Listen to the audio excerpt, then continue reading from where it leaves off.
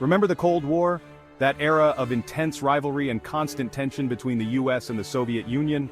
It was a time when the world seemed to be on the brink of disaster, with both superpowers flexing their military muscles and stockpiling nuclear weapons. Yeah, those were the good old days. Or not. The fear, the uncertainty, the constant threat of nuclear annihilation. Well, buckle up, Buttercup, because things are getting chilly again between the US and Russia. It's like history is repeating itself, only this time with new players and new stakes. It's like someone hit rewind on history, and we're all stuck in this Cold War 2.0 remix. The same old song and dance, but with a modern twist. We're talking military buildups, nuclear threats, and a whole lot of finger-pointing. The rhetoric is heating up and the stakes are higher than ever. It's enough to make you want to build a bunker in your backyard and stock up on canned goods. The fear of the unknown, the anxiety of what might come next. But before you go full-on doomsday prepper, let's break down what's really going on and why you should care. This isn't just a game of geopolitical chess, it's a matter of global security. Because here's the thing, this isn't just some abstract geopolitical chess match, it's about real people's lives hanging in the balance, families who could be torn apart by conflict. This is about real people's lives hanging in the balance. The human cost of these tensions is something we can't ignore. It's about the very real threat of nuclear war, which, let's be honest, would suck for everyone involved. The devastation would be unimaginable, affecting millions of lives. So, yeah, pay attention because what happens next is kind of a big deal. The decisions made by world leaders in the coming months and years will shape the future of our planet. It's crucial that we stay informed and engaged, advocating for peace and diplomacy. The stakes are too high for us to sit on the sidelines. Together, we can make a difference.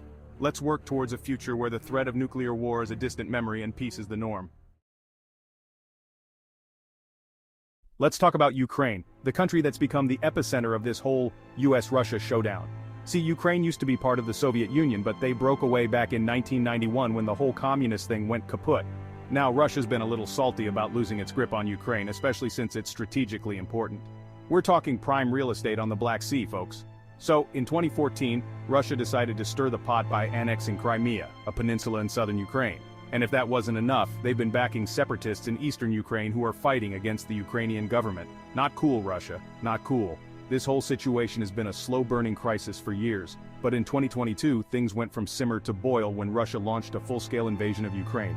It was like watching a bad action movie, except this time, it was real life, with real bombs and real people dying. Now, the US and its NATO allies weren't about to just sit back and watch Russia steamroll Ukraine, so they started sending weapons and military aid to help the Ukrainians defend themselves. We're talking Javelin missiles, Stinger anti-aircraft systems, the whole 9 yards. Basically, anything that could give the Ukrainians a fighting chance against the Russian bear. Of course, Russia wasn't too thrilled about this.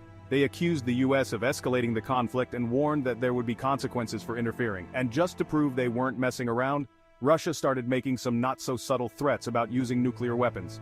Yikes.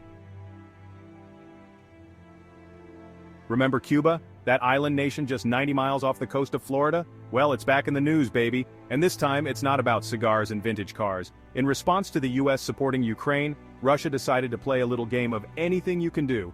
I can do better by sending warships armed with nuclear weapons to hang out near Cuba. Now, for those of you who slept through history class, this is a big freaking deal.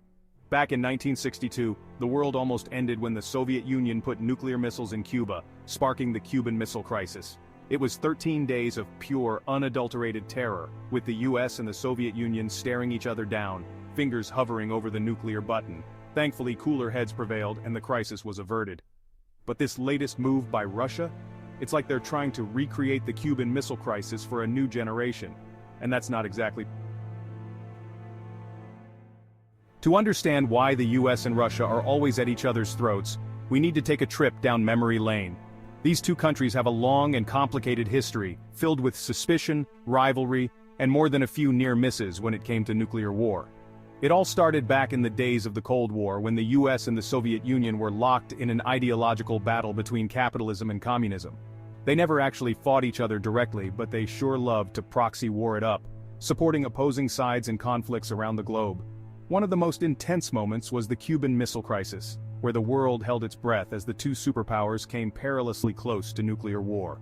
Then the Soviet Union collapsed in 1991, and for a hot minute it seemed like maybe, just maybe, the US and Russia could be friends. There was a brief period of cooperation and optimism, with both nations working together on various international issues. But that didn't last long. Fast forward to today, and the relationship between the US and Russia is about as frosty as a polar bear's nose. They disagree on pretty much everything, from Syria to cybersecurity to election interference. It's like they're two kids stuck in a never-ending game of sibling rivalry, except instead of toys, they're fighting over global dominance. And that's never a good look. The stakes are incredibly high, and the consequences of their actions ripple across the globe, affecting millions of lives. Whether it's through economic sanctions, military posturing, or cyber warfare, the tension between these two nations shows no signs of easing up. The world watches closely, hoping that cooler heads will prevail, but history has shown us that when it comes to the US and Russia, nothing is ever simple or straightforward. Now let's talk about the elephant in the room: nuclear weapons. Both the US and Russia have thousands of these bad boys just sitting around ready to launch at a moment's notice. It's enough to make you want to crawl under your desk and never come out. During the Cold War, they called it mutually assured destruction, or MAD for short. The idea was that if either side launched a nuclear attack, the other side would retaliate, resulting in total annihilation for everyone. It was a terrifying logic, but it worked. For decades, the fear of nuclear war kept both sides in check.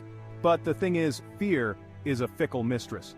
And in today's world, with tensions running high and trust at an all-time low, it's unclear if MAD is enough to prevent a nuclear catastrophe. Because here's the scary truth. In a nuclear war, there are no winners, just losers, lots and lots of losers. So could a nuclear war actually happen today? It's a chilling thought, isn't it? It's a question that keeps a lot of people up at night, and for good reason. The fear of a nuclear conflict is not just a relic of the Cold War, it's a very real concern in today's world. The short answer is yes, it's possible, and that's terrifying. The potential for devastation is almost unimaginable. Modern nuclear weapons are far more powerful than the ones used on Hiroshima and Nagasaki. Those bombs were devastating, but today's nuclear arsenal is exponentially more destructive. We're talking about weapons that could wipe entire cities off the map in an instant. The sheer scale of destruction is hard to fathom, and the fallout from a nuclear war wouldn't be limited to the blast zones. The radioactive contamination would spread far and wide, affecting regions far from the initial explosion. We'd be talking about radioactive contamination, global famine, and a nuclear winter that could plunge the planet into darkness for years. The environmental impact alone would be catastrophic. It would be a humanitarian catastrophe on a scale that's hard to even imagine. Millions, if not billions of lives would be at risk. Now I know what you're thinking, Sophie, this is heavy stuff. It's a lot to take in, and it's definitely not a pleasant topic. You're harshing my mellow, man. But sometimes we need to face harsh realities to understand the gravity of the situation. But here's the thing, we can't afford to ignore this issue. The stakes are too high and the consequences of inaction are too dire. We need to be aware of the very real danger posed by nuclear weapons and do everything we can to prevent them from ever being used again. This means advocating for disarmament, supporting international treaties, and educating ourselves and others about the risks. It also means holding our leaders accountable and pushing for diplomatic solutions to conflicts. The power to prevent a nuclear catastrophe lies in our hands. Together, we can work towards a safer, more peaceful world. It's a daunting task, but it's one we must undertake for the sake of future generations.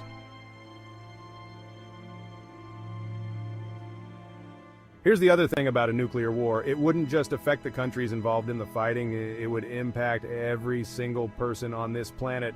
We're talking about global trade grinding to a halt, economies collapsing, and mass migrations as people try to escape the fallout. And that's not even taking into account the long-term effects of radiation poisoning, which can cause cancer, birth defects, and a whole host of other health problems. Basically, a nuclear war would be a giant dumpster fire for humanity. It would set us back decades, if not centuries. And it's not just our generation that would suffer. The effects of a nuclear war would be felt for generations. Okay, so I know I've just dumped a whole lot of doom and gloom on you, but don't despair. There's still hope. We're not powerless in the face of this threat. The first step is to stay informed. Read up on the issue of nuclear weapons. Learn about the history of nuclear war and the current state of affairs. The more you know, the better equipped you'll be to make informed decisions and take action. And speaking of action, there are plenty of things you can do to make a difference. You can support organizations that are working to reduce nuclear stockpiles and prevent nuclear proliferation. You can contact your elected officials and urge them to prioritize nuclear disarmament. You can even just talk to your friends and family about this issue. The more people who are aware of the dangers of nuclear weapons, the more pressure there will be on governments to do something about it. So, yeah, the current state of affairs between the US and Russia might seem a little bleak right now, but remember, History is not predetermined. We have the power to change course. We have the power to choose a different path, one that leads to peace, not destruction. But we can't do it by burying our heads in the sand. We need to stay informed, stay engaged, and keep the pressure on our leaders to make the right. And hey, while you're at it, why not hit that like button and subscribe to the channel? We're talking about the fate of humanity here, people. The least you can do is give us a thumbs up. But seriously, folks, this is an issue that affects all of us. So let's keep the conversation going. Let's work together to create a safer, more peaceful world for ourselves and for generations to come. Peace out.